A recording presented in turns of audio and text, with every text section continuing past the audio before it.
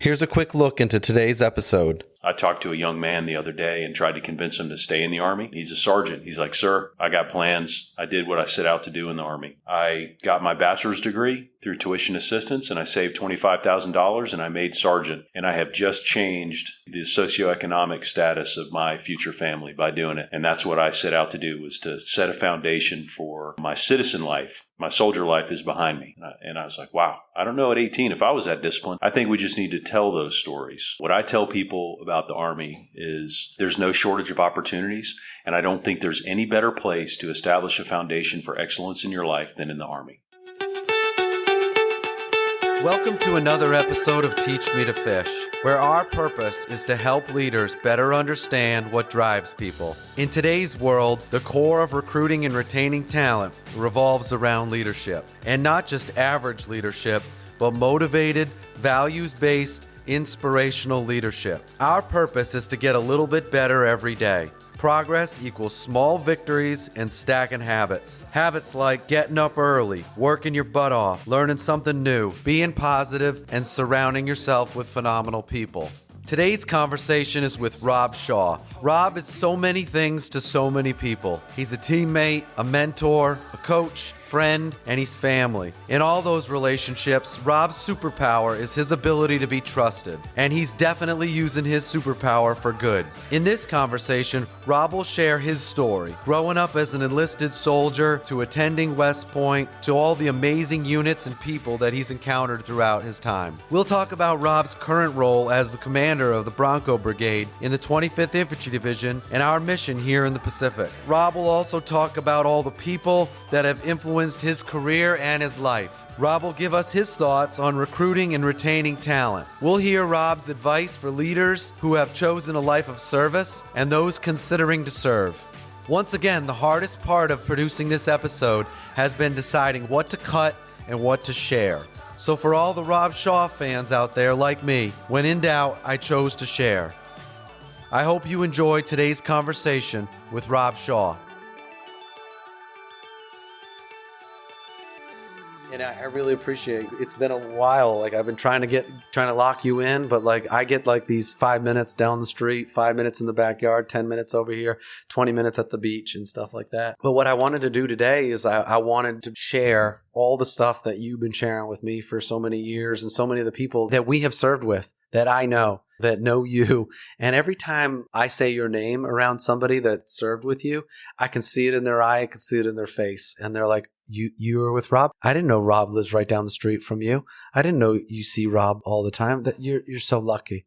And so I know about these feelings, and like that's what I want to pull out a lot today in this conversation is like, what is it about Rob Shaw that makes people want to be on his team and want him on their team? What I like to start off with is like, tell us a little bit about yourself, who you are, but then what do you want people to think or feel when they hear your name?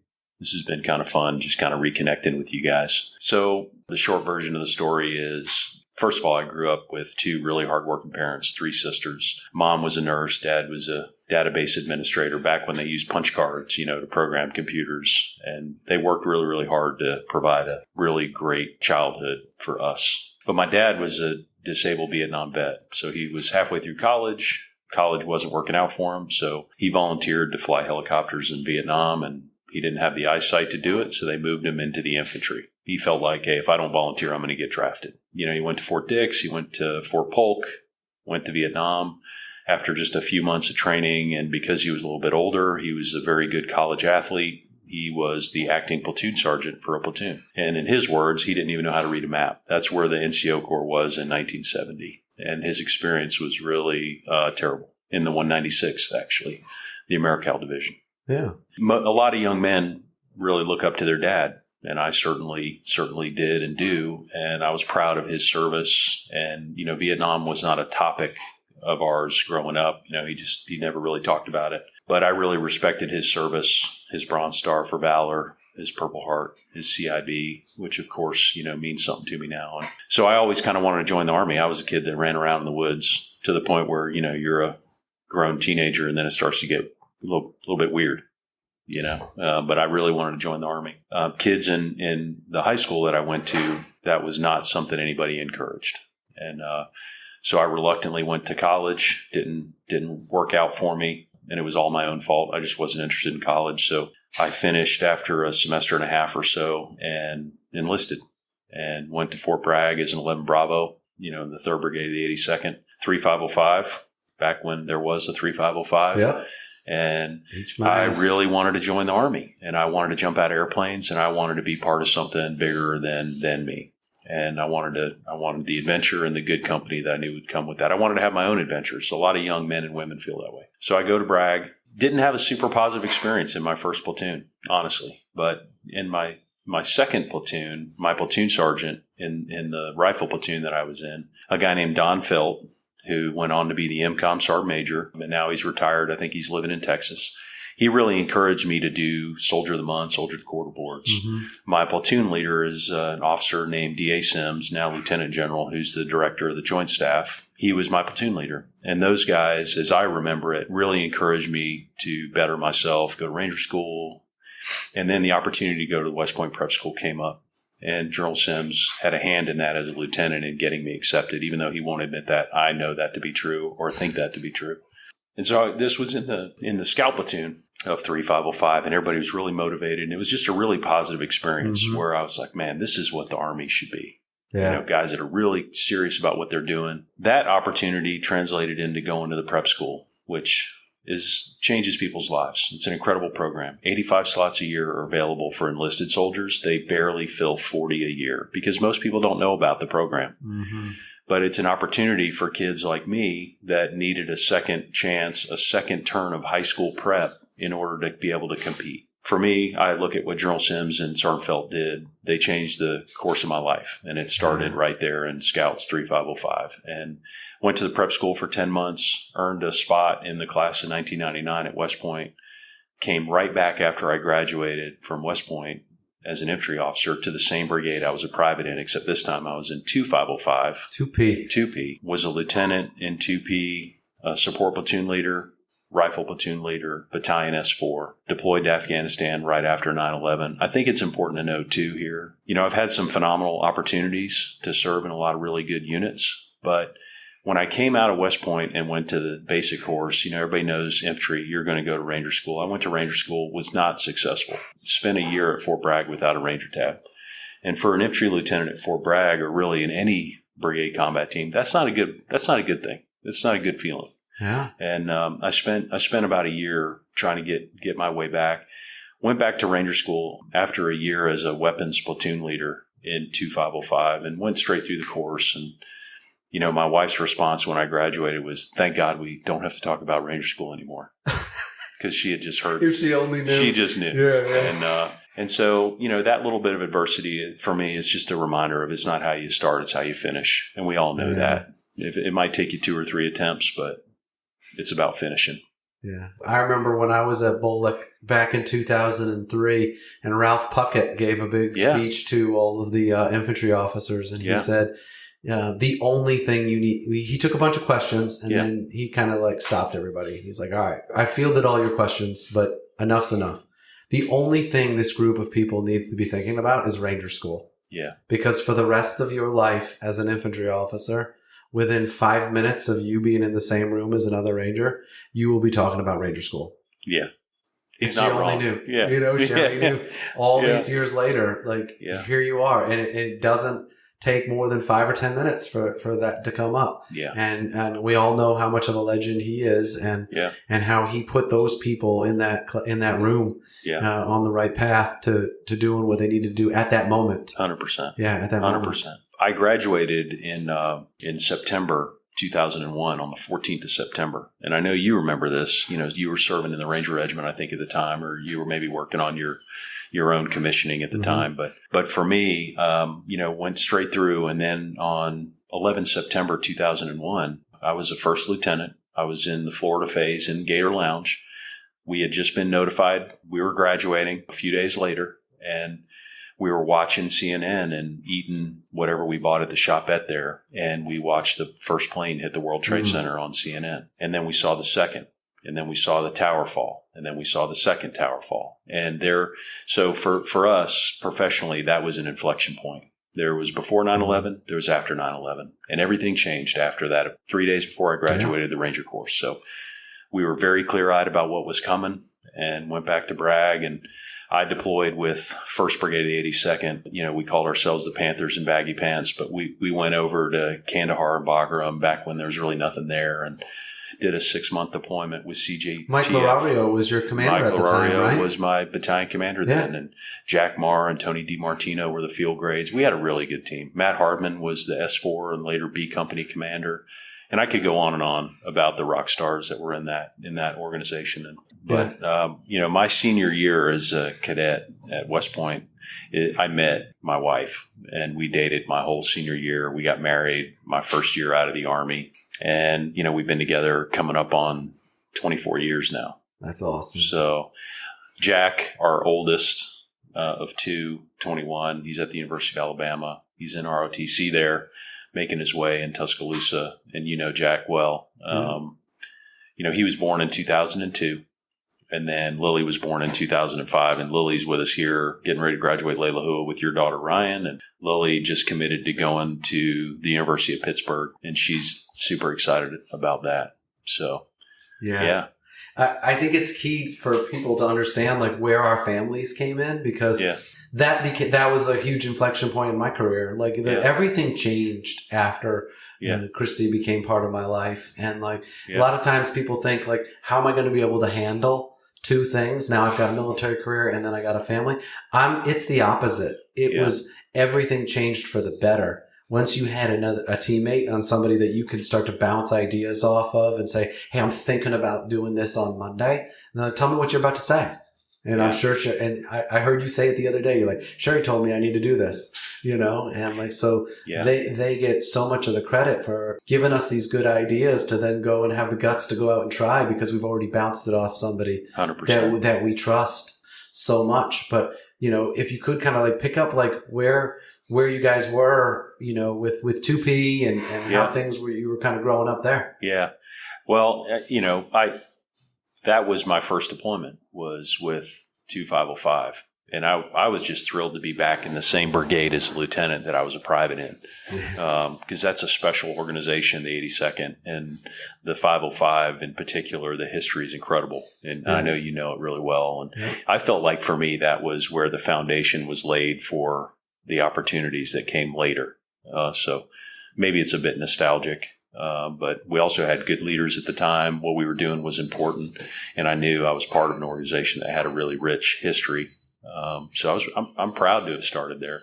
Matter of fact, I just exchanged emails with Jaron Wharton, who's the new Panther 6. Yeah, and I just shared with him, man, that's a special place. You know, Panther Brigade changed my life, and I don't know how many times on these episodes, between Trevius Caldwell, who served in 1P, between Dave Pitt, who served in 1P and then was All-American 9, the amount of people that have served in the Panther Brigade. And I know there's other units that are out there that are the same way, but there's something special about feeling like you're part of that and being surrounded by phenomenal people that then push you and you learn lessons from, and you learn from them.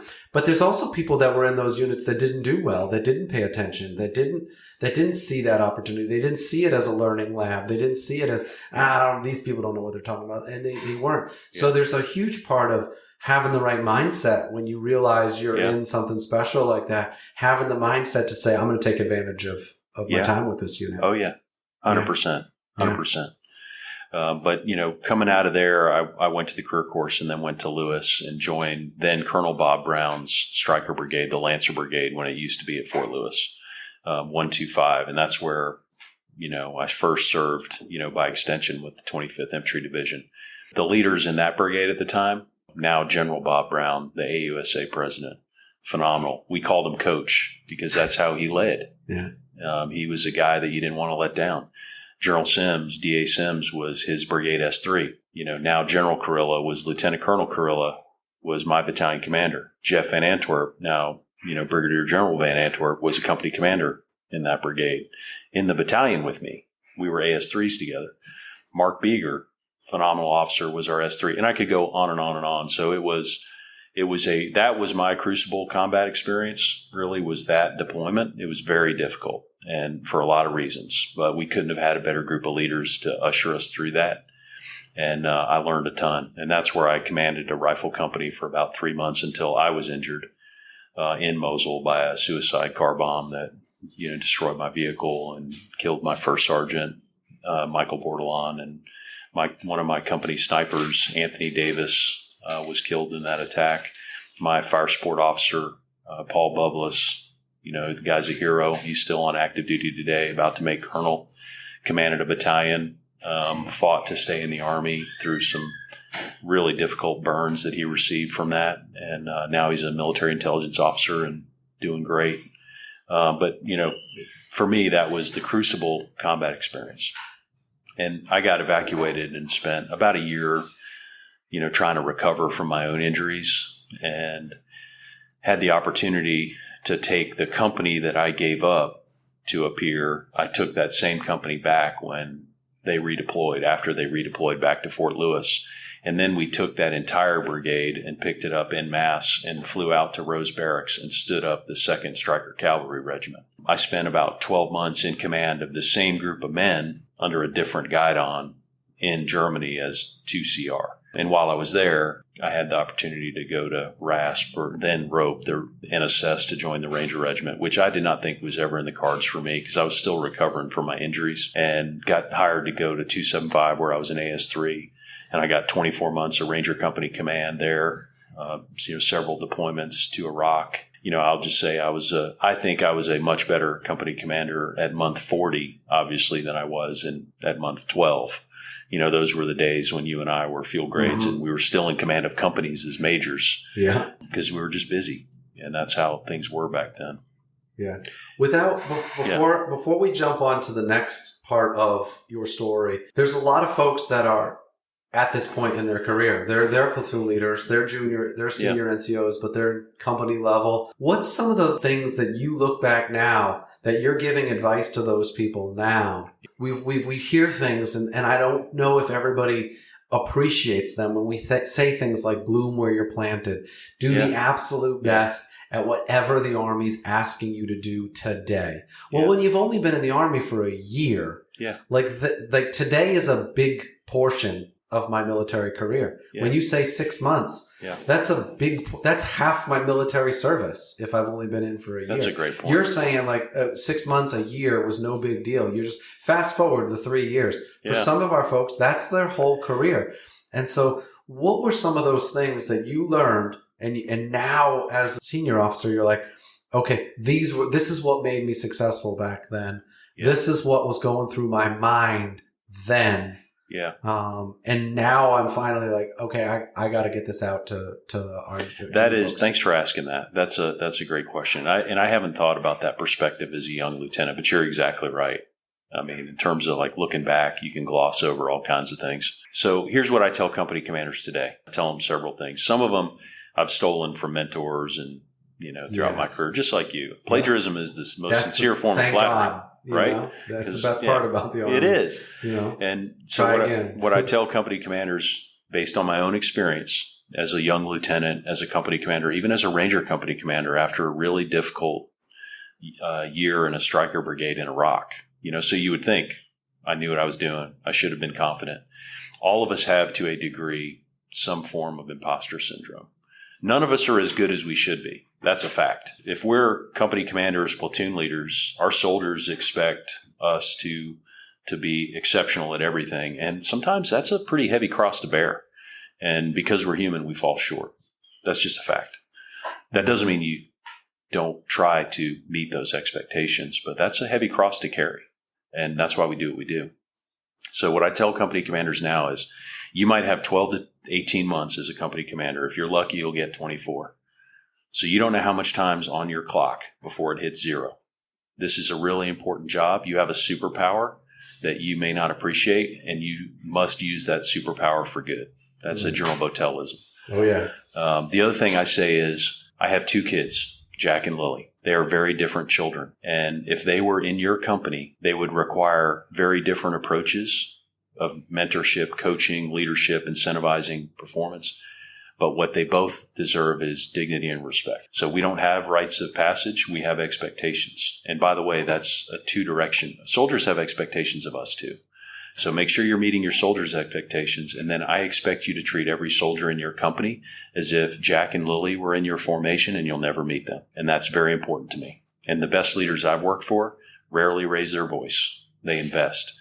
And to me, the formula is super simple because ours is a profession where our lives literally depend on each other. So why in the world would we demean somebody and set ourselves up in a position where that person didn't feel like they were part of the team? And then, God forbid, you find yourself in a firefight and you're not as cohesive as you could be because maybe you had some notion of what tough leadership was, but it's really completely out of tolerance.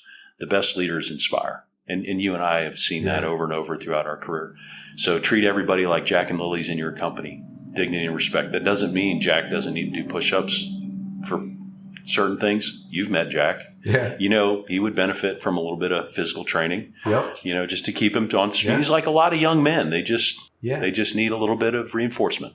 Some women too, for that matter. Everybody needs motivation sometime, but motivation's like your basic gasoline, you know, and it gets you through today, you know, or gets you through tomorrow. Cause, you know, motivation goes for a short period of time. Usually to motivate people, they're afraid they're going to get in trouble or they're afraid of a punishment or they want a certain reward. So that motivates people. But 100%. Inspiration is like rocket fuel. It's rocket fuel. It lasts for sometimes months and years. Yeah. When someone's inspired, that's when they can get through, you know, 100%. some tough times. People join the Army. Most people, the vast majority, I believe, join the Army. It's cheesy, but be all you can be.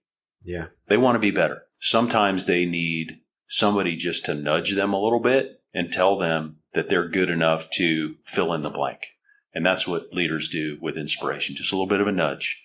And then off you go onto whatever this path is. The other thing I tell folks is, as I reflect back, I wished I'd been better about it, is if you're a platoon leader, company commander, XO officer, regardless of where you are, even do not be a mascot leader. And what I mean by that is sometimes you have very limited time in command or in some form of a leadership position. Don't be milquetoast when you take over. Be consistent, be clear, make decisions. Don't spend a lot of time looking over your shoulder and worrying about if I'm making the wrong decision. You know, in the Bronco Brigade, we talk about use common sense. If you're being asked to do something or you're doing something that doesn't make sense, you should stop. And then let's have a conversation about your headquarters can enable you to use common sense. And I think sometimes young leaders especially are concerned about getting crossways with a policy or regulation, or they're not sure and confident in their own abilities. It has a paralyzing effect on the organization. When really what we need to tell commanders is use good judgment, use common sense, and if you get out of the lines, we'll help you. On the mascot side, what I mean by that is don't be the leader that comes in and takes 30 to 60 days to kind of feel things out. Hey, NCO's got that. No. You are the commander. You are the platoon leader. We don't need an overpaid mascot. We need you to be a leader and to be engaged. And if things are going sideways in your formation, that's on you. Sure. And then maintain a sense of humor is always important. And then the last piece is whenever and I know you're the same, I always feel my entire career, to include this job, I feel sometimes woefully inadequate. And, you know, maybe I am. I don't know. But you feel bearing the title, bearing the job is harder than getting it. Yeah. I go to bed typically thinking about what did I fail to do for the Bronco Brigade? What do I got to do tomorrow morning? And you get up feeling a little bit behind.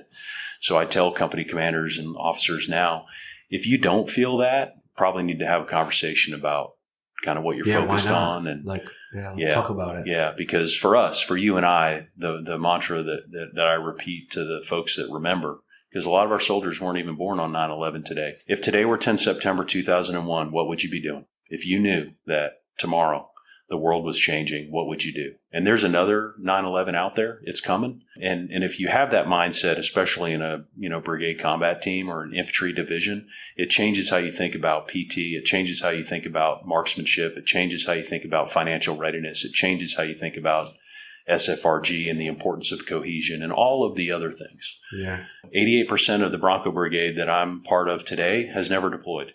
Yeah. And some of those deployments in that 12%, not, as General Milley used to say, they're not all the first 20 minutes of Saving Private Ryan. Yeah. Deployments vary.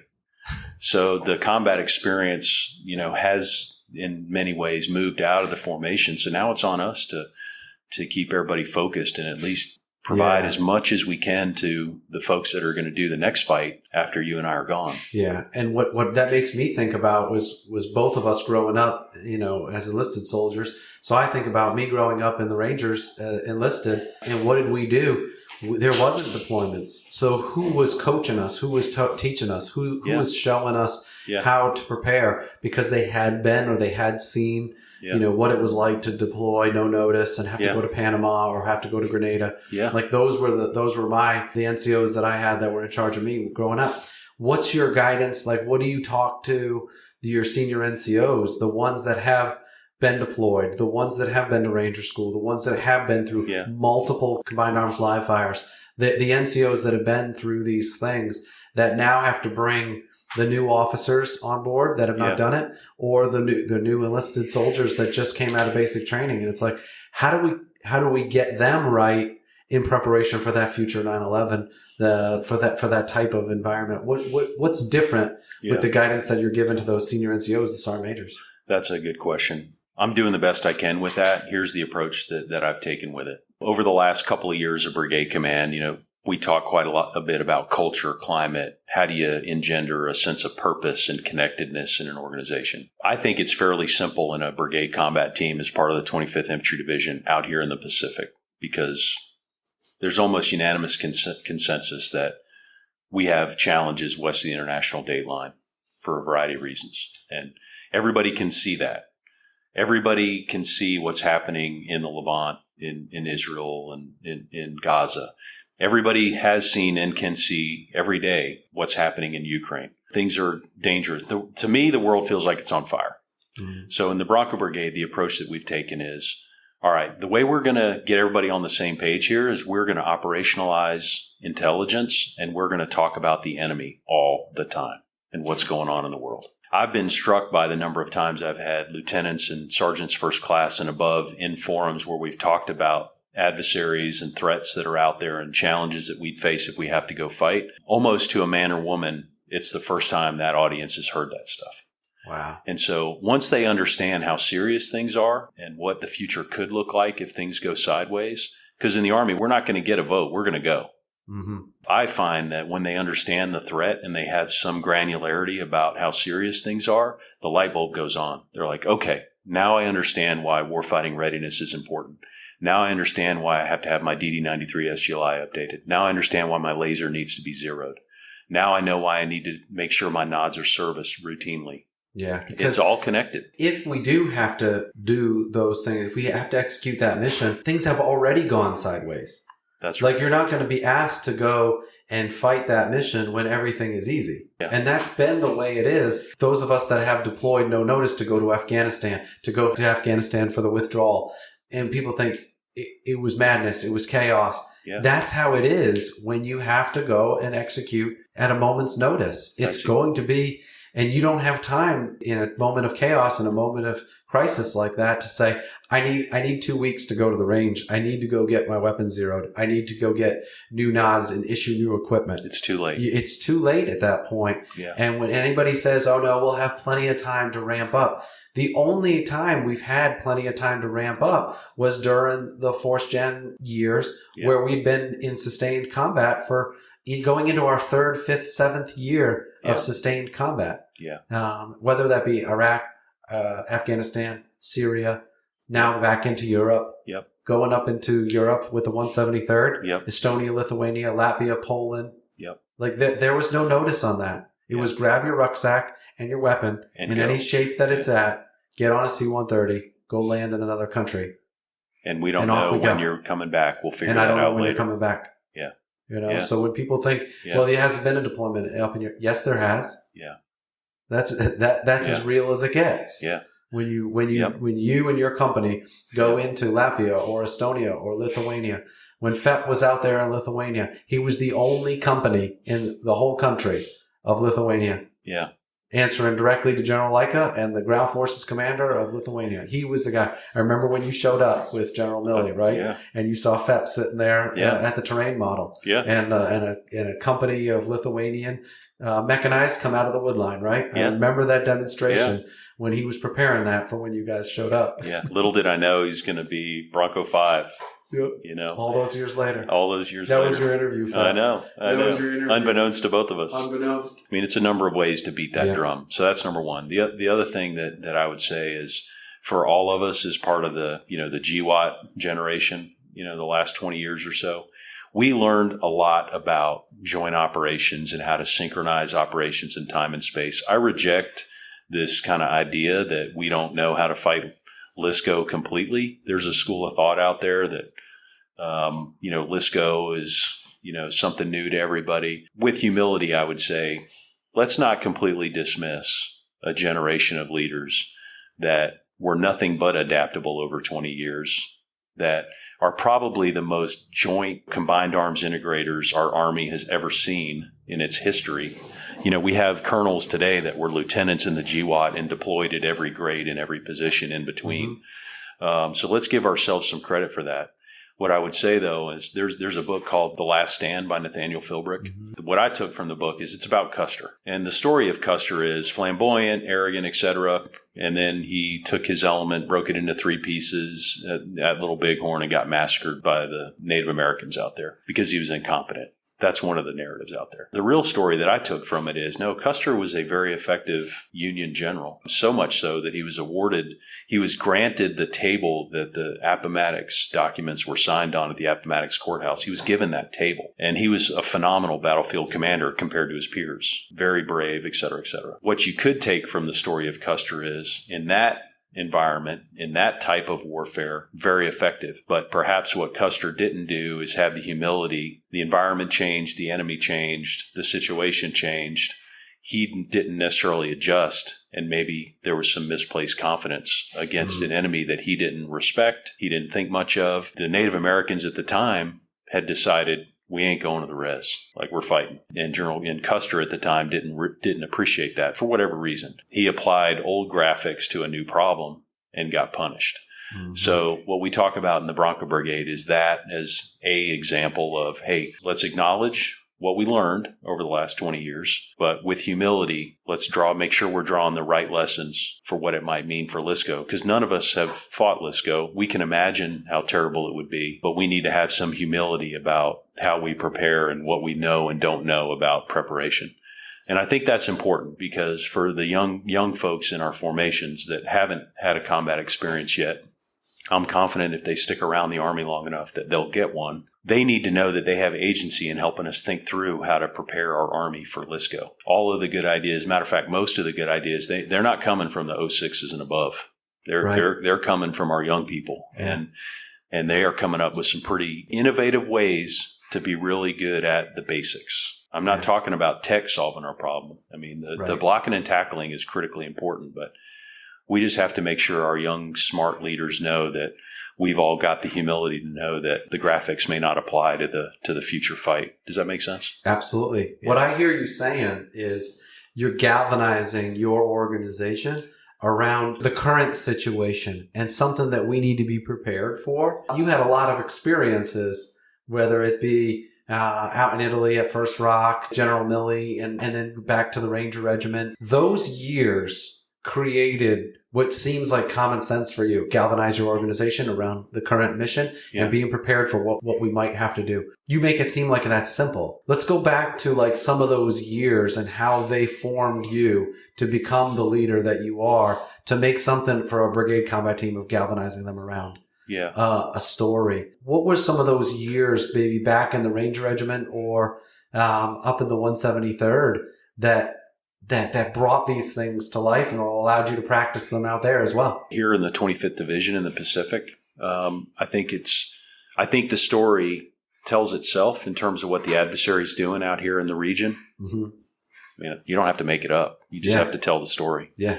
But because of, our division, the 25th Division is, as far as I know, the only division that was activated and stood up and is still in the same place that originally occurred. So our division's a little over 82 years old. October 1941, the division was stood up. I tell every newcomers group this, and I didn't come up with this. General Ryan did, our previous commanding general. I tell them in October 1941, there were soldiers that looked just like us that were here that had no idea they were less than 2 months out from a world war where millions were going to be killed. And our barracks, the Bronco Brigade footprint, the 4 quads that we all live in, D, E, F, and C quad, they were here on 7 December 1941. Some of our buildings have bullet holes from Japanese Zeros that test fired their machine guns on our barracks before they attacked Wheeler and killed 80 plus and destroyed a bunch of aircraft, sank 8 capital ships over at Pearl Harbor and did what we know they did and started a war with Japan. Those soldiers on that Sunday morning had no idea that within a matter of minutes, hours, that there was before 7 December, after 7 December. And so we talk about that. And soldiers from this division moved up to the roof of the quads that we currently live and work in and shot at the second wave of Zeros as they came across. So at the time when the division was activated, there was a madman on the loose in Europe and there was a rising threat in the Pacific. Kind of sounds familiar. Yeah. It's very similar to today.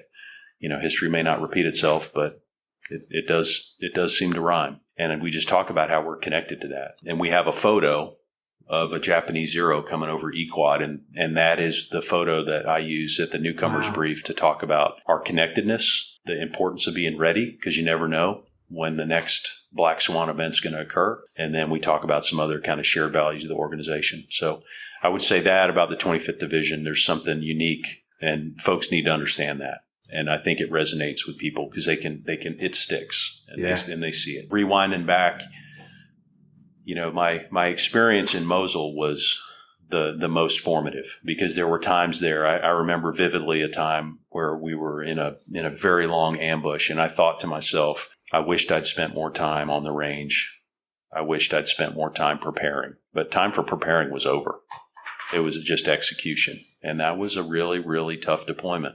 So the real costs of war were evident there. What I've taken from that in my career is, folks have criticized me in the past for not being like animated or emotional or, you never get fired up about anything. Well, yeah, because unless something illegal or moral or unethical has occurred or an American is bleeding, like what are we talking about? Mm-hmm. Because you and I, several of us, you've seen things get really, really bad. I am much more a leader that values the process now as opposed to the outcome. Yeah. When we're not in combat. Does that make sense? Yeah. And even when an American is bleeding, even more the reason to be the one person that, if anybody, that's calm and cool, that says this is what we need to do. We need to put a couple steps in place. Let's get somebody on the line. Let's get a bird en route. Yeah. Let's move to that extraction point. Let's stop the bleeding. Yeah. And they're like, wow, you were so cool. Yeah. You're so calm under pressure at that moment. Yeah. Well, it starts with practicing being cool and calm. You're right. In basic just times, normal garrison. All the time. It becomes just who you are. It's the way I operate. Yeah. It's the way we operate in basic times, in tough times, and absolutely in crisis. Yeah. It's a habit. The way you just described it, you're exactly right. You've got to train that. You've had a lot of special opportunities to be around special people in a lot of different organizations. After the most formidable times in combat, you said, I wish I had prepared more. Yeah. So now you come back and you've had a lot of years since then. What has changed about, I wish I had prepared more? What are some of the best examples, whether it's you or the leaders that you had that were in charge of you that taught you, that showed you ways to do it? What were some of the most formidable when it came to that, to make sure we're prepared for the next time we have to do that? Well, I would say a couple things. One is the process, the experiential learning is important. And there's a really important aspect of coaching and mentoring that, we as leaders need to be doing. And I learned that from the leaders that I worked for, subtly influencing, shaping, providing affirmation where it's appropriate, scoping maybe how you're going to execute a training event. I think carefully about some of those things because there's real value in young leaders charting their own course through something. The easy button is to say, hey, look, I've been doing this for 26 years. Here's what we're doing. Do this, do this, do this, do this. But you're missing the opportunity there for some experience and some growth, all the things that people afforded me when I was at that grade. The other thing I think is important to note, and I got reminded of it watching General Milley, when I was his aide. And, I had the opportunity to work for General Odierno for a year before that. They were very different leaders, both incredible leaders for all kinds of reasons. But one of the things I remember, about General Milley is his intellectual and professional curiosity was insatiable. He would work in incredible hours, and then he would take home briefcases of the latest intelligence updates for a variety of things. He was constantly buying books and reading. Like he never stopped. His brain never stopped. And he was always looking to fill in some gap, some experience gap, an intellectual gap. He was constantly reading. I've struggled with that in my career, to be consistent with reading, books in particular. But General Milley was very disciplined about that. And what that did over time is he had a deep bench to reach into for vignettes, approaches to problem solving, different ways to think about things, and certainly a command of history too, to understand kind of, hey, this is kind of where this fits in the movie. It may not be the same, but we've seen some of these things before. And watching, even at that point, this was before he was the chairman, 30 years or more in the Army by that point, not easy jobs, by the way. He was still curious about getting better, curious about the Army, curious about whatever the topic is. And I think that's really important, because he never settled. He never arrived. I think we're all a junkie for something in our life, and that thing changes as you get older, or as you get more mature, or as you get more senior. But being a junkie of learning and being an absolute addict when it comes to, I could learn something from this situation. I could learn something from this podcast. I could learn something from this book. I could learn something from this article, or I could learn something from the person who's sitting right in front of me right now, and have a conversation for 30 minutes and get their whole life summarized in 45 minutes to an hour about what they've learned and summarized, and not have to learn those lessons all by myself. You said coaching and mentoring as such a critical part of improving. One of the things that I think the organizations that we've been a part of, they're always been known for, is implementing, like an example being like combat arms live fire. And not every organization has their version of a combat arms live fire. We say, well, only the infantry gets to do that, right? What is some of the things that you've learned through those processes that you said, I've got to do this moving forward, and I've got to do this at scale as you move forward? So the approach that we've taken in the Broncos, and we did it at First Rock, and we did it at the Special Troops Battalion and the Rangers. And this was a piece of advice I got from General Benchoff when he was a brigade commander in the 101st. His advice to me was to baseline everybody in a common language. And he had a deck of slides, and one he called the combat fundamentals. And I used that at First Rock with good effect. I used it here in the Bronco Brigade, I think, with good effect. And what it was in an effort to baseline everybody in a common set of expectations and common language that we could all agree upon. And once we've done that, then we move forward. And these are the fundamentals that we all agree to, and how we will approach solving tactical problems. I mean, we're a brigade combat team. That's what we do. We solve tactical problems. The combat fundamentals that General Benchoff gave me when he was a colonel, I added in General Rainey's point about, lead with robots, don't trade blood for first contact, because the way war is conducted is evolving. We're watching it happen in real time. We put in some of, John Antall's fundamentals about masking in all domains. So it's a living document, but a good majority of those comments win the first 15 seconds. Team leaders lead from the front, lead by example. We're a crew serve unit, et cetera, et cetera. Fix with lead, kill with high explosive. I mean, these are all truisms regardless. 30 years ago they were true. Today they're true, certainly based on my own experience. So what we do is we get all the leaders together and we say, these are the Bronco combat fundamentals. Anybody have an issue with this? Everybody agree? Okay. Leaders, this is how I will evaluate, and we will evaluate training at the team, squad, platoon, company level, battalion level. So as an example, when we went through JPMRC, the observer controllers that were helping us see ourselves, the coaches, I gave them our combat fundamentals, and I said, use this as a score sheet. When you see the Broncos fighting, If they're not winning the first 15 seconds, are they leading with HE, et cetera, et cetera? If they're not doing these things, then we're missing the mark, because that's our own rubric for evaluation of how we fight. So baselining everybody's one thing, right? Because if you played for the Denver Broncos and you get traded to another football team, your current team doesn't care about what you used to do on the Broncos. Like, hey, great, you're from the 82nd and that's how you did it? Well, look around. You're not in the 82nd anymore. Mm-hmm. This is how the Broncos do it. And I found that was good to kind of cut through 6 months of like trying to feel each other out. Hey, these are the fundamentals. And then we put emphasis on what we call blocking and tackling. It's common. Yep. It's just we do very dangerous things in the Army, in an infantry brigade with 18-year-olds. Very dangerous things. And it's I pinch myself all the time because the reason we're able to do it is because we have really good sergeants and officers that make sure they're trained and ready, and that we put controls in place to enable that to happen. But slinging mortars and artillery and combat aviation in close proximity to troops with an 18-year-old firing a machine gun, like that stuff just doesn't happen.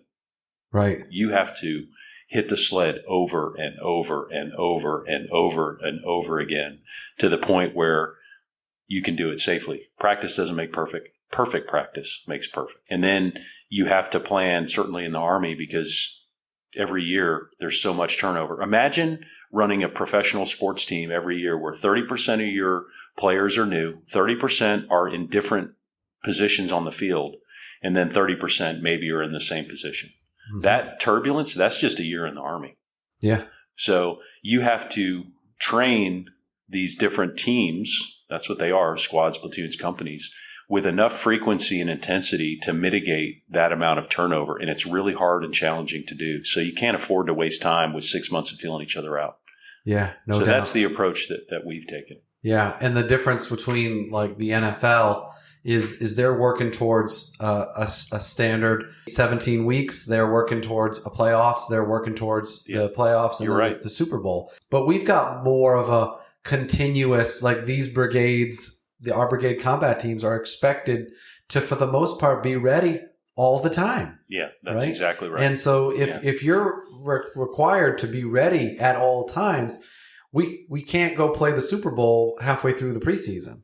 Yeah. So how do we create organizations that are always ready for the playoffs? Yeah. That are always ready, that are changing out a third of their organization, but at the same time, we're prepared to deploy in no notice. Yeah. We're prepared to deploy in a week if necessary, even with the people that just got here last week. Yeah. What are your thoughts on that? Well, I think it's really hard. Yeah. I think I will say it's probably almost impossible because we don't vote on when the Super Bowl drops on our calendar. Right. A crisis comes up. When we came out of our big culminating brigade event, JPMRC, that you're going to be responsible for here, not to, here pretty quick. We were peak proficiency. Like I would have put that team. The OCs may have seen it different. I'm a little biased, but I would put that team against anybody. Yeah. I mean, the talent in the brigade, the talent in the division, and where we were at that point on the calendar, we were peaking.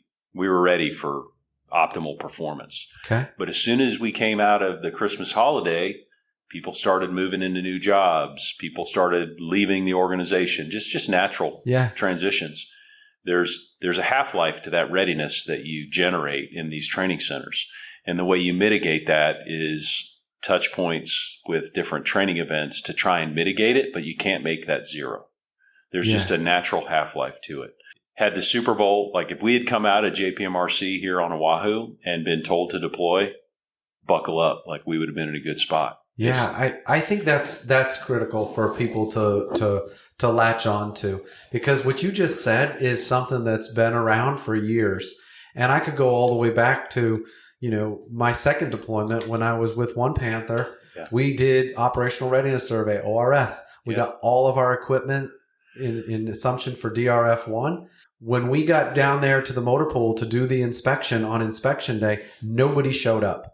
Nobody above the rank of captain showed up for our inspection. Yeah. And I said to Carter Smith, who was sitting on the hood of the Humvee, and I said, Carter, what's the deal, man? Usually every general officer, every field grade officer on the post comes down for these inspections. Yeah. This is a big day. He goes, oh, you didn't hear? I go, what? He goes, we're deploying to Afghanistan. And I said, when? He said, Saturday. I said, it's Thursday. Wow. It was Thursday. We were deploying on Saturday. Who's the most prepared unit in the 82nd Airborne Division at that point? Yeah. It was 1 Panther. Yeah. We had just finished up all of our live fires. We'd finished up all of our preparation. We were assuming the DRF-1. Yeah. They said, inspection complete. You guys are ready to go. Go pack your bags. Go get your bags and put them in the container. This vehicle is going from the motor pool down to the container yard and getting loaded on an aircraft. And that's what happened. Yeah. On Sunday, I found myself in Bagram in Afghanistan with the Humvee that I just got inspected in AT-5 and Delta Company anti-tank platoon. I left on Saturday. Wow. Brady's birthday was Friday. Hunter's birthday was on Sunday. I asked my commander, I was like, is there any way I can go maybe on Chalk 2 or something like that? He's like, no, you're going on Saturday. All the officers are going on Saturday. So you can get there, you can be there for the download of all the equipment. Yeah. And we had to be there and we were there on Sunday in support of a surge for the Afghan national elections. Okay. We had only been home from Fallujah for 4 months. Yeah. We came home from Fallujah. Yeah. We got a whole new team. Yep. We had a whole new team in 1P. All the new platoon leaders shifted. All the XOs shifted. PLs became XOs. XOs became staff officers. 4 months later, we found ourselves in Bagram in Afghanistan. And then I went out to Asadabad with just my two platoons, me and Carl Benander, out to Asadabad with all the special guys that hung out in Abad at that time of the year. Barrack out in Abad. You know, we were kilometers away from the Pakistan border, and that's another story for another time. But that just reinforces, Rob, that who's the most prepared BCT in the Army?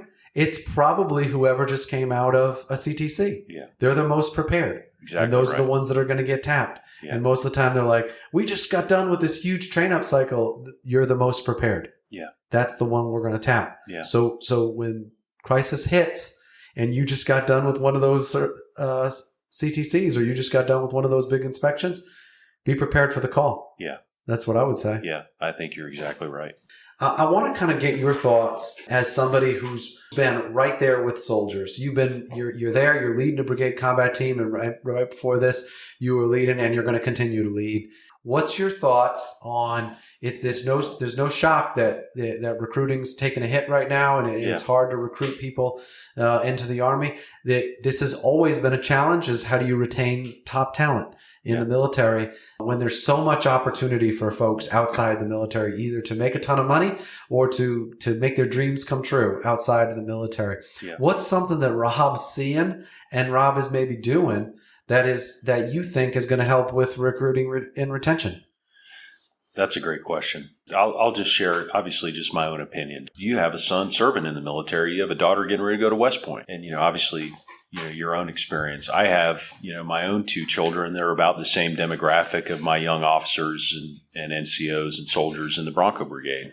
So that gives me a little bit of an insight with my own children about propensity to serve, how the Army's viewed, etc. My own feeling, I'd say a couple things. The last 20 years, the global war on terror, I think the way those things ended certainly is a variable in the equation. And we don't talk about it openly, but we need to acknowledge that. And I know, at least I have conflicted feelings about that, kind of looking back on it.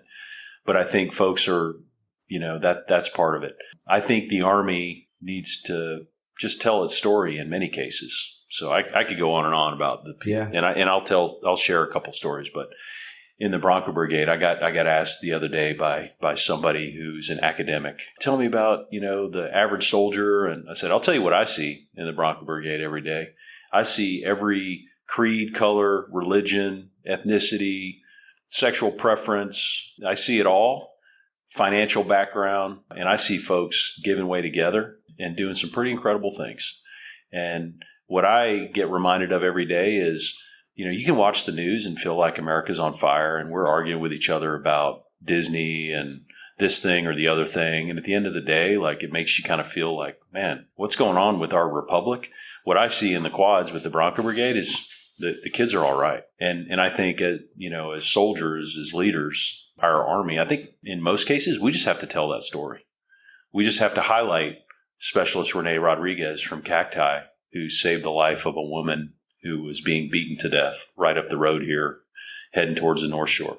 Tell the story of Corporal Kark, who is a direct admit to West Point, who in his first couple of years in the Army, Ranger School, EIB, Air Assault, and he's committed to the profession. Probably got a dozen soldiers in the last year that became naturalized citizens. I talked to a young man the other day and tried to convince him to stay in the Army, and he's a sergeant. He's like, "Sir, I got plans. I did what I set out to do in the Army. I got my bachelor's degree through tuition assistance, and I saved $25,000, and I made sergeant.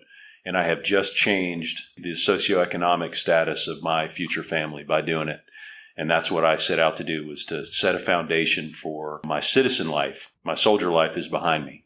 And I was like, wow, I don't know at 18 if I was that disciplined. Right. I think we just need to tell those stories. Yeah. Because there's no shortage of stories to tell. What I tell people about the Army is there's no shortage of opportunities, and I don't think there's any better place to establish a foundation for excellence in your life than in the Army. If you just do 3 or 4 years, great. No one in the Bronco Brigade is defined by the rank they wear on their chests.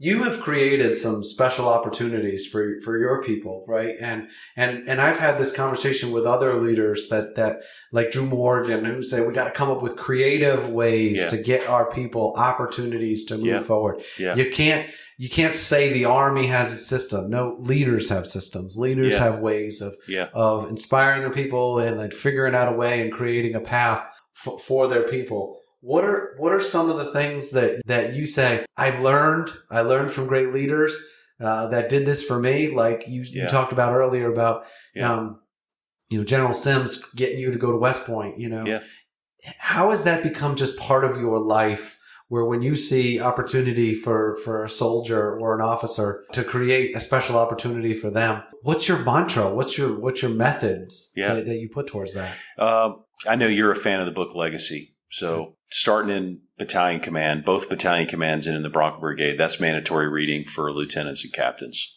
And that book resonates with me. I've read it multiple times. I don't know much about rugby, but that book resonates with me. And I think it resonates for the Army where we are today. We're an Army that is a championship team trying to reinvent itself. So how do we stay a championship team? One of the guiding principles in that book is plant a tree you'll never see. My old man was an enlisted soldier in Vietnam. The fact that my dad had the experience that he had, wounded in Vietnam, and that informs how I've always looked at soldiers in the Army. You're not defined by the rank that you wear. Your potential is not on your uniform. You and I both have had a long career where soldiers that have worked for me as privates, sergeants, lieutenants have gone on to be congressmen, lawyers, doctors, great dads. In most cases, what our young people need is just a little bit of a nudge to be better. In the All Blacks in the book Legacy, they talk about better people make better All Blacks. Well, better people make better soldiers, make better Americans. Yep. So investing in our people with opportunities for holistic fitness, college, maybe a change of a job in the Army because you want to be a soldier, but you don't like what you're doing. If you can align people with their propensities and gifts, it's a home run. Yeah. Being intentional about that. Some people just need to be told, hey, when a good time to go to Ranger School, as an example, because pick your school or college or whatever. Hey, when's a good time to go to Ranger School? Well, today's a good time. Yeah. Like, what are you waiting for? Let's go. Let's do this. Yeah. And there's never going to be a perfect moment. No, just go. And then you kind of break the seal on that confidence builder, which begets another opportunity, which begets another. Next thing you know, you're in 06 with the privilege of being a part of the Bronco Brigade for 2 years. Like, how in the world did that happen? Well, it happened one milestone at a time. And in most cases, you didn't even realize it was happening. Yeah, one brick at a time. That wall gets built one brick at a time. And as we're growing up, I try to tease this out of leaders because a lot of our most humble leaders, a lot of our people that suffer from that imposter syndrome, right? They can't put their finger on one of those moments where somebody did that for them. Yeah. And it just becomes natural. It was like, I don't understand why you're asking me this question. This is just what we do, isn't it? Yeah. But it's not common. It's a superpower for those people. Yeah. Because you're trying to repay and pay back what so many people have done for us through our career. 100%. The Joe Votel, Lieutenant Colonel Votel, Miss Sheila, who put me on that couch, who said, tell me why you want to become an officer. And off you go on that path. And you say, if I'm ever in position to do that for a soldier, I'm going to do it every day and twice on Sunday if I can. 100%. So anytime somebody said, I'm thinking about becoming an officer, I brought them right into my office, set them down on the couch, and I went through the same procedure, that Joe Hotel did with Sergeant Leclerc. Yeah. And he asked me the same questions. I asked them the same questions. Why do you want to become an officer? Yeah. And a lot of times they say, I don't know if I do. I just know I kind of like this Army thing. I kind of like being around all these people. Yeah. And I think I want to have a bigger impact. I want to do more. And sometimes that doing more, having a bigger impact means go to the board. It means go become a staff sergeant. It means go to another school. Your destiny is to become a command sergeant major, whereas your destiny is to become a logistics officer. Your destiny is to become an infantry officer. You want to go fly helicopters and go be in aviation. Let's make your dreams come true. Yeah. To include, let's make your dreams come true if what you want to do is something outside of the military.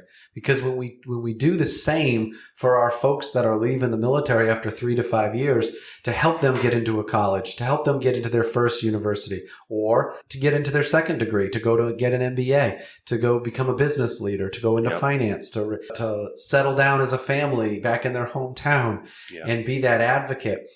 Because one of the things we're starting to hear from folks about going back to their communities is leaving the service and going back to their community and being that advocate for veterans in the community when they go back. Being a leader, continuing to lead, continuing to serve, saying for my hometown, I know every veteran, whether it's Army, Navy, or Air Force, that come back to my hometown because I'm the coordinator. I'm the leader for this hometown. And we know when someone's struggling. We know when someone got out with bad paper. We know when we're not going to let that person go homeless because I am responsible for my town. I'm responsible for my city. These might be dreams, but this is how things become the future. Is they start out as dreams. Thoughts on any of that? I do what we tell soldiers in the brigade, and I believe it's true because you and I are a product of this. I think the Army, it's not a perfect organization because it's made up of humans. It is a institution where if you show up at the right place, right time, right uniform with a good attitude, then the fifth point is the most important. Do more than is expected of you. You will have opportunities to improve yourself, enhance your life, contribute in ways that, most people can't even imagine when they're young. If you're willing to do more than is expected of you, you're going to succeed. Having never been in the civilian world, really, I imagine that's probably true in the civilian world too. Do more than is expected of you. The other piece I would say is, a chaplain told me this one time, and I tell all the new first-term soldiers this. You have an opportunity here as you join the 25th Division and the Bronco Brigade. Be very selective about the people you surround yourself with. General Anderson used to talk all the time about rising tide raises all ships. You are a reflection of the 4 or 5 people that you spend the most amount of time with. So choose wisely who those people are. Yeah. And Rob Shaw and Scouts 3505 was surrounded by really fast, super fit, really smart NCOs and officers. And that's a fast race. And I had opportunities to probably grow and evolve faster because of that environment. So I think that's really important. And I think the foundation, if you're like me, I can't speak for you, but I'm guessing you were the same. At 18, I had no idea what I want to do with my life. Really, 20, 21, 22, I started to kind of think the Army was something I wanted to do. But I was looking for direction. I was drifting. You come into the Army, and if you maximize the opportunities, you may not always like what you're doing. That's why people say thank you for your service, because it's not always sunshine and rainbows. You got to work hard. Sometimes you're deployed.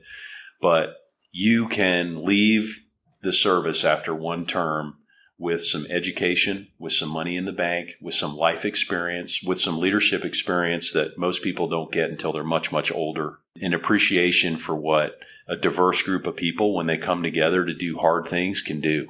I mean, that's what the idea of America is to me. You see little examples of it just in the service. I'm just speaking for the Army, but I know it's true across.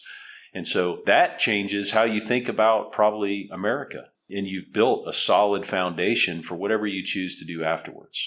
I talked to there's a 65-year-old Hawaiian guy that I'm a really bad surfer, but I spend a lot of time at point to point.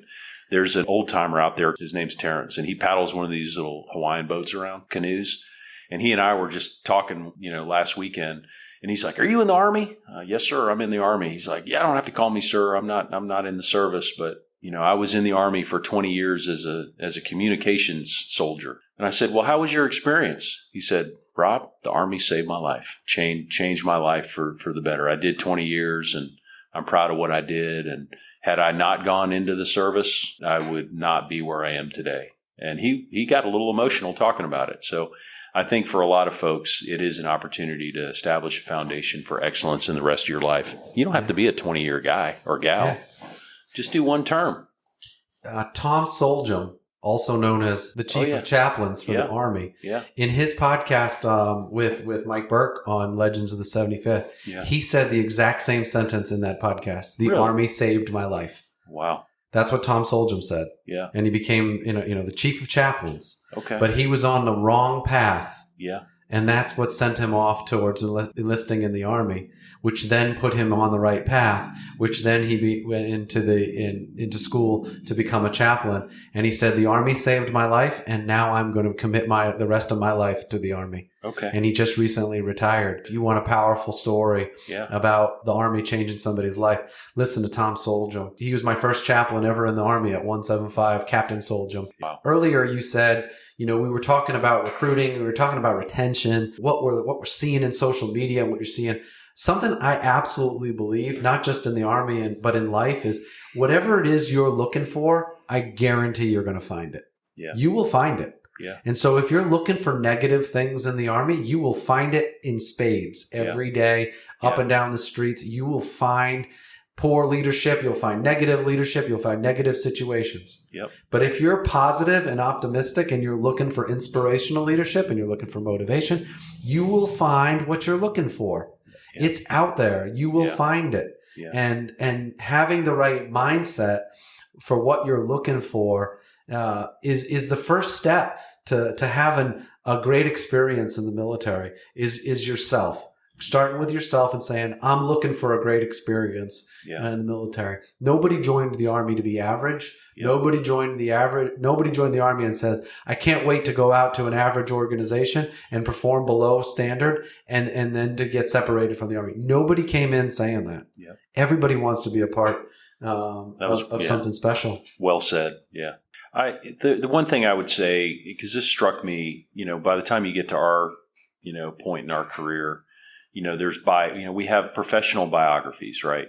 And I remember when I was a young soldier or young lieutenant, and you read, you hear somebody's bio or they're introduced at an event or whatever.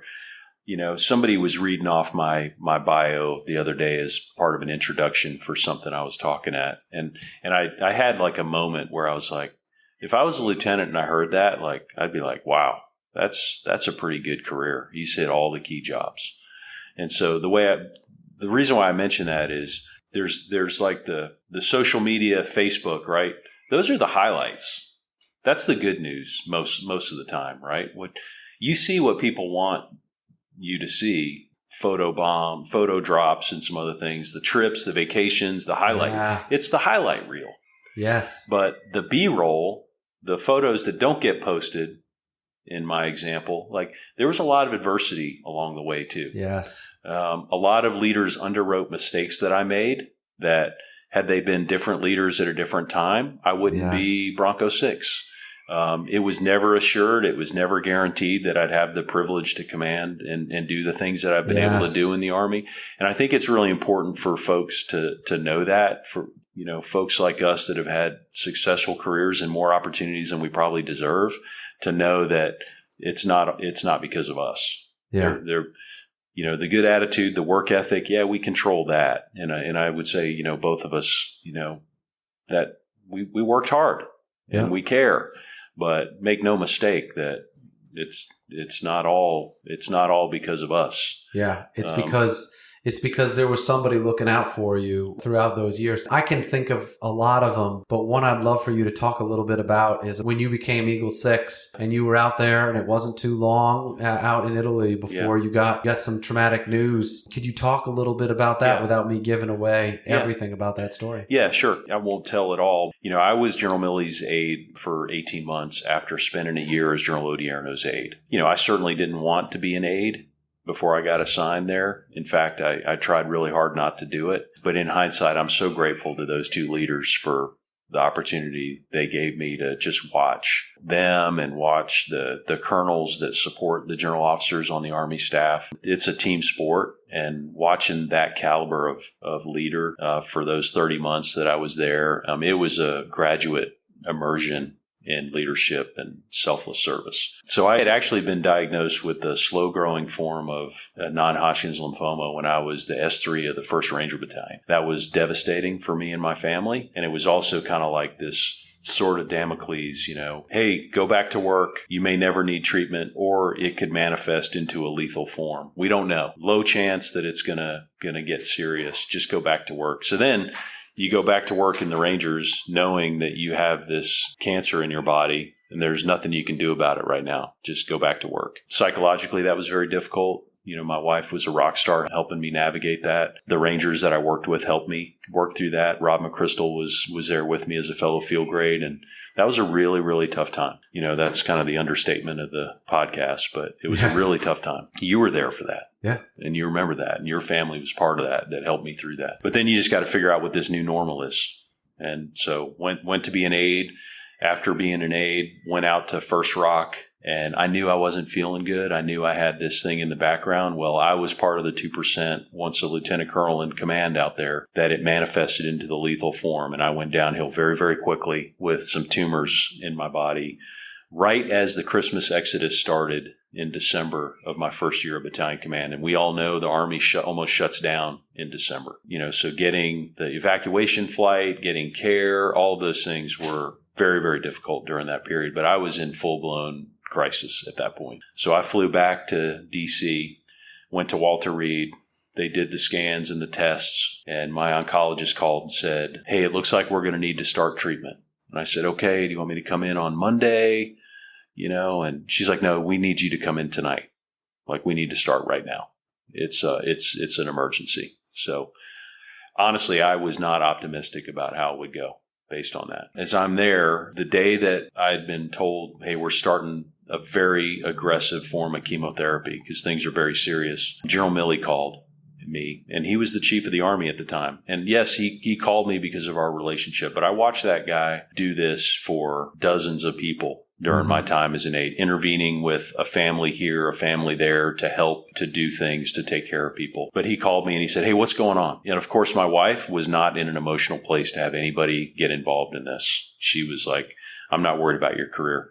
Let's get you treated. I don't care about the rest of it. But General Milley said, hey, what's going on? And I walked him through the seriousness of what was happening. And he said, well, what does that mean for your career? I said, well, sir, I think that if this goes well, I'll be here for 5 or 6 months, and the battalion needs a commander. So I think probably get reslated, or I'll get pulled out of command, and we'll just figure this stuff out after if it turns out okay. And he said, why don't we do this? Why don't we wait until you're halfway through your treatment, see how the treatment is going, and if it's looking positive, then we'll just get you back into your command. He said, is your XO any good? Yes, sir. He's good. He's like, well, then he can run the battalion while you're gone. Let's do that. At the time I had mixed feelings about that, but in hindsight, I'm so grateful. And, and he kept me in the game, and my brigade commander supported it. And Tim McGuire was a 2-star out there. He supported me. I mean, I had the all-star team. So then the first day that chemotherapy started, General Milley and Holly Ann Milley showed up to my hospital room at Walter Reed to check on me. Pete Benchoff was a colonel at the time working at the Pentagon. He showed up that night. I think it was like 8 or 9 o'clock at night just to check on me. The next morning, D.A. Sims, I think he was a 1-star at the time, showed up and sat with me for a few hours. Like, these are all the same people that I've been talking about today. This is your platoon leader? These are my people. This was your platoon leader that showed up. This was my platoon. They showed up. So the lesson from that, and one of the lessons from that is when things get really serious, the Army family, like, that's a thing. Yeah. Like, when things get serious, people will show up. So I will forever be grateful for that. Fortunately, I had a positive outcome. I went back to First Rock, and my battalion out there, they were graceful and empathetic, and they knew that I was a shell of kind of myself as I tried to get my health back. And it took me about a year to get my fitness back where it should be as a battalion commander of paratroopers. But, they were patient with me. And then I recovered well enough to go to the Ranger Regiment and command another battalion for 2 years. And I was healthy in the Special Troops Battalion, and it was a blast. because I just think I'd had drag on my system, in the form of cancer for years that I didn't even appreciate was there. And I'm just so grateful for that second 2 years of battalion command, because I was able to lead with the best version of myself there and lead physically. It was just such a blessing. Brandon Tegmeyer was the Ranger Regimental commander at the time. I was on my 5th round of chemo, swollen from prednisone, no hair on my body, and I carried this pump around with me. And then Colonel Tegmeyer said, "Hey, Julie and I are coming to D.C. We want to come see you. Let's have dinner." And so I'm at the end of chemo, and it's starting to take a toll. And we go out to dinner. Sherry and I are with Brandon and Julie, and we're at the dinner table. And the way I remember it, he looks at me and says, "Hey, are you going to compete to come back to the Ranger Regiment?" And I was like, "Really, sir? Like, you see the situation that I'm in? Like, I'm a mess. I'm holding my chemo pump at the table." And I was like, "Sir, if you hire me, if I get to come back to the Rangers, there's a real risk that, I may not be able to finish my command." And he said, "Rob, there's risk if we hire anybody. Do you want to command a Ranger battalion?" I was like, "Absolutely. I don't know if it's in the cards." What that did for me too was dangle a bit of a carrot. Yeah. To meet Ranger standards 6 months after chemo, that was not easy to do. But it was because I wanted to get back with that organization and really those people. When you think of the opportunity there, and you say, I'm so blessed, I'm so thankful. That just reinforces to me as a leader, you never know when you do that for somebody. It might be a small situation. It doesn't always have to be. It doesn't have to be cancer. It doesn't have to be that severe of a situation. But that could be the biggest thing that's ever gone on in their life. It could. And when you step in and you make a difference and you just do your best, you just try to help. You try to make the best decision that you can at that moment going forward. It creates these special stories, the story for something to go extremely right. And if it doesn't go right, I believe people will still remember. And I still remember the times where somebody tried to help me out and it still didn't go that right. But I remember that they tried. Yeah. And I remember that they cared about me enough to get involved and to help me through that tough situation. I remember those about that situation. And that's what General Votel talked about with this idea of using your superpower for good. You look in the mirror and you're like, "Hey, I'm Matt LeClaire." Positive word from you, or a little nudge, or some encouragement, or maybe a little bit of, "Hey, you're better than that. Maybe next time we take a different approach than that. That's not who you are." Those kinds of things, it's amplified many times over in the minds of some of our junior people, and you got to wield that carefully. But you're right. You can change people's lives with just a couple of small words, couple of engagements. And I think while we're in the Army and in uniform, that's like a superpower we have. When we get out, we're not going to have that. Yeah. Not to the degree. So we got to make the most of it. Yeah. Something I think worth sharing, because not everybody gets an opportunity. But when I recently went to CCAP, they assign you an executive coach. Okay. And I'm not sure if everybody takes full advantage of the executive coach. So not only did I use all of my hours because I felt like I needed them, but I used everybody else's hours. Okay. Every week, every month. Did you end up coaching the executive coach? No, because if I could, without giving everything away, my executive coach, Lynn, and I'd give her a shout out. She spent over 30 years with the CIA. Yeah. She had been coaching admirals and 3-stars, and that's what she did most of the time with the Navy, because the Navy has a huge program with executive coaching for all of their flag officers. Okay. The point of this, though, is that from executive coaching, she said, "Matt, after listening to you for all of these things and the things that you want to do with your life, the greatest opportunity for you to do the things that you love doing the most is inside the Army. It's in the Army, because where else are you going to be given responsibility for coaching and teaching and mentoring and helping families of hundreds and thousands of people? It's inside the military." Yeah.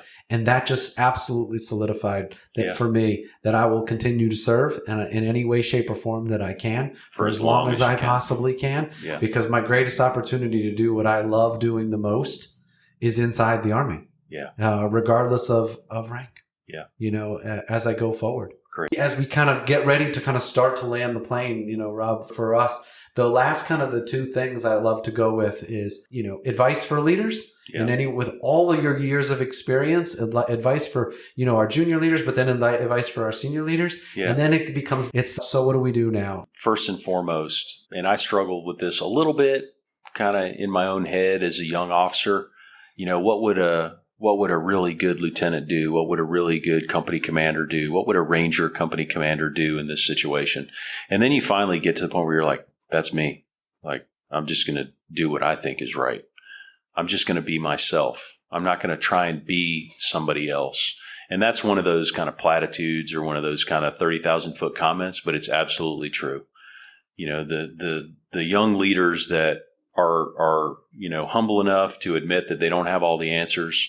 They try and get 1% better every day. They're committed to the organization, et cetera, et cetera. They're going to be just fine. And I would just encourage young leaders that are thinking about how they're going to carry themselves. It kind of goes to that imposter syndrome mascot discussion that we've had.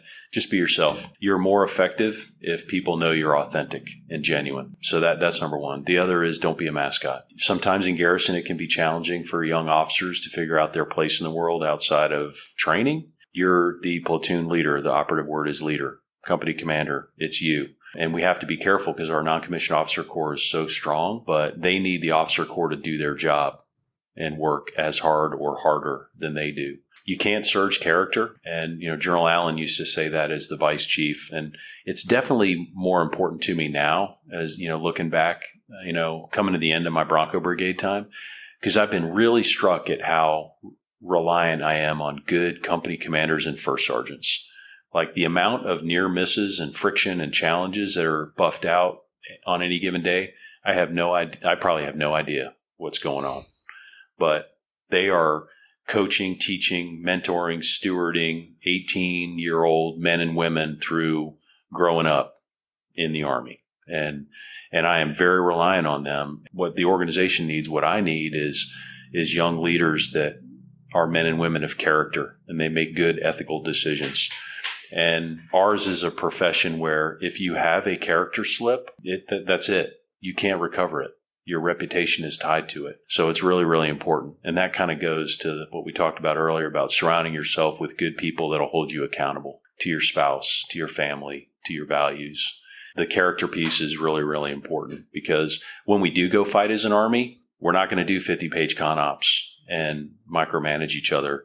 In a real war, in a major fight, LISCO, we're just going to be, hey, go out here and do this and use good judgment. That's your guidance, sir? Yeah, that's my guidance. Use good judgment. Yeah, I put you here because I trust you. Yeah, make good decisions. I'm not going to take 10 back briefs. You're just going to go figure it out. Yep. And we've got to train people outside of combat to be able to function and be comfortable with that. Stay professionally curious. Guys like me are going to want to put together leader development programs. We're going to do our best. I felt like I did my best in the Bronco Brigade. Could it have been better? Yes. Battalion command, same thing. Could it have been better? Certainly. You must manage your own career and take control, and you must invest in your own self-development. It'll probably be the most significant contribution to your overall development. Leaders are going to want to help you. Leaders are going to want to mentor you. But at the end of the day, you are going to create your own luck when it comes to broadening assignments, unique assignments in the Army, opportunities to get education, do this thing and the other. You have to take control. Do not wait for some leader that you work for to deliver something that you want to do. You have to be tenacious. And then the last is just, stay humble and wake up every day feeling like you're a little bit behind and going to bed feeling like there's more to do tomorrow. That's about where your headspace needs to be. Because if you're a soldier and you're like, hey, I've got this thing licked, it's easy, you're probably missing quite a bit. I know some people would say, do you have advice for like our junior folks on their first terms and stuff? And then do you have different advice for people as they get later on in their career? And as a guy that grew up in the Army, as an enlisted soldier, and as crazy as this is to say, I'm in my 30th year in the Army since I was 17 years old. And all the things you just said, the beauty about the Army, we often joke the best part about being in the Army is you never have to grow up. But the things that were important in those first 3 to 4 years are still the most important things. There are other things as a senior leader that we have to do, that we are responsible for, but they're not the most important. The most important things are being disciplined, having good character, treating people with dignity and respect, having some kind of discipline, some type of routines that you can be counted on to get the little things done. Those are the things that matter the most. As you become a senior leader. And so for anybody that's a senior leader that's saying, hey, Matt, I want to hear what the difference is. There is no difference. It's the same things. The difference is the people that become the most senior never forget it. They never forgot. They keep pushing forward. You know, Admiral McCraven said, the day that I felt like I've got nothing left to prove is the day I need to be done. The day you don't get a little bit nervous before a PT test is the day you probably need to get out. And the day you don't get nervous right before you exit an aircraft is probably the time to not be on airborne status anymore. You know, you're exactly right. It's not after. I always want to end with you. But I want to say thanks, you know, because we've been friends for a long time. We've been doing this for a long time together. I remember when I was your sponsor, I had already heard about you. I heard about your reputation. But when someone said, hey, Matt, we need you to be a sponsor for an incoming field grade. And I was a company commander. And I was like, well, who is it? And they're like, Rob Shaw and his family. And I was like, all right. I know, you know, when we started talking about what schools your kids are going to go to, they went to the same school. They all we got the Angel Maker on the football team together. Got on the same, Brady and Angel Maker got on the same football team. The kids went to St. James. We went to the same schools. You guys were terrific. And we've had this relationship ever since. When people think you've always got to have this senior officer, you got to have a senior leader. I'll never forget. I brought up two names when I was at the RAS board. And they said, who's your senior mentor? Like, who's the person that you reach out to the most? Well, one, I immediately said General Votel. You know, and I was like, because Lieutenant Colonel Votel that I thought cared the most about me and my career and my family's life. Ever since I was a sergeant, in every single move, he was the one that I reached out to. And they said, well, it can't be, you know, him. He's too big of a deal. Like at this point, I think he was the JSOC commander or maybe even the CENTCOM commander or SOCOM commander at that point. But I said, well, if he's too big, if he's too high, then my next one is Rob Shaw. Wow. And they said, well, you can't have, this is what they said. You can't have a peer. You can't have somebody that's one of your peers be a mentor for you. And I said, well, then I guess I don't have a mentor. Oh, man. Because those are the people when at that moment, it was you and Rob McChrystal that I cared about what you two and what Mike Albaugh thought about me and the people that were on my left and right and what Christy thinks about me. That's what mattered the most to me. And everything that mattered to me, but second to any of that would be anybody I was ever in charge of. I was ever responsible for. I cared what they thought about me the most. Wow. Thanks for sharing that. More than, and you could say that was a good thing or a bad thing, but that's just the way I felt. And that's the way I still feel. Wow. That I see you and I see the people that are on my left and right and the Rick Turners of the world, the people that I've been serving with. I care about what they think about me and my family and our service. And I think that's why it's spreading, you know, to the people that are around us. That's why our children are choosing to serve. You know, that's why our friends, and I'm about to produce a podcast with about 6 children that were with Brady and Hunter. They went to high school with them, and I'm going to produce a podcast here. Oh, that's going to be great. With all 6 of them talking about why they chose to serve and who was it that inspired them. But I'd love to turn it over to you to, you know, to have the final word. And I really appreciate all this time, and I can't wait to put it all together and to share it with everybody. Well, Matt, thanks for you know, asking me to sit down and talk with you, and thanks for your friendship over the years too. We'll see how this thing turns out. My wife will be the one that'll tell me. I don't want Lily to listen to it because she'll be very honest.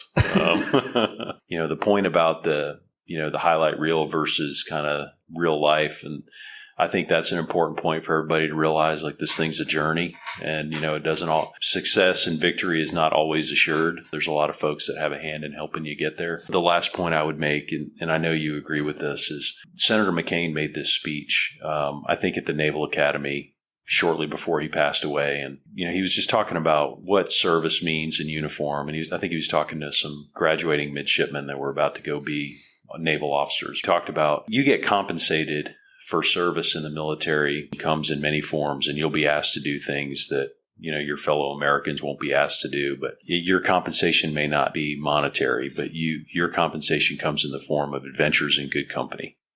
And so you and I can look back on 30 years or so. We've had some pretty badass adventures, and they haven't always been like happy adventures, but they've been pretty good adventures. And we would never have foreseen that when we first joined the Army. 100% true. Some pretty good adventures, but the real power is, and you name some of them, and I name some of them as we've been talking for the last couple hours, is the good company that you get to be with, and friends for life. Folks that have done incredible things, and families that are tied together inextricably for life, and those are the things that's a different form of compensation. I think sometimes we don't talk about that enough. Come in the Army, and this is part of your incentive package too. It's adventures in good company, and you may not appreciate it until it's time to hang it up. But even folks that did one term, I guarantee they've been in bars where that's what they talk about. Yeah. Right. Yeah, similar to what Ralph Puckett said about, if you're in the room with another Ranger, you'll be talking about Rangers. Be talking about Rangers. If you find yourself in the room with another service member, you'll be talking about your service, you'll be talking about your experiences, and you'll be talking about the company. Yeah. Amen to that. It's the connectedness piece of it. So anyway, thanks for hanging out with me. Thanks for letting me chat with you for a little bit. Here's a sneak peek into our next episode. Vincent Torres. I'm 21 years old. I joined the Army July of 2021. Anything that anybody told me to do or anybody asked me to do, I said, let's do it. I'm Second Lieutenant Keck. I'm a recent graduate of Texas A&M University. Currently at Bullock, about 3 weeks left until I graduate and PCS to Fort Cavazos. And then shortly after that, my brigade's heading out to Poland. I'm Clay Cashman, go to University of South Alabama. I am soon to be commissioning as a second lieutenant in the Army. After that's done, I'll get my Bullock date. My name's Jesse Swinehart. Just graduated from college last year. Went to California Maritime Academy. Getting ready to start a career in the military. The people that joined with me and the people that I commissioned with, they're just much more well-rounded people. They're people that I wanted to surround myself with. So I think there's just a set of core values that some people have. Thanks for listening today.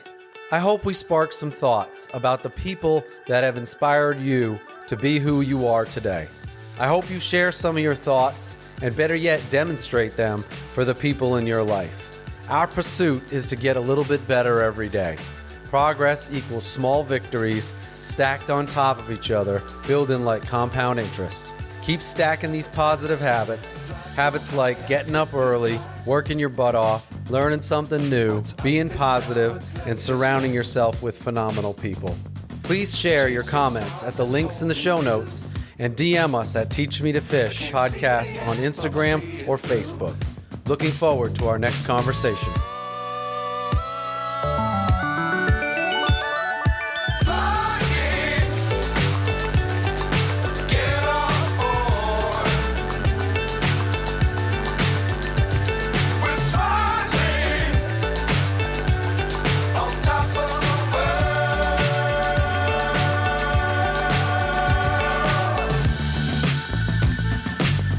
Times don't fly too high.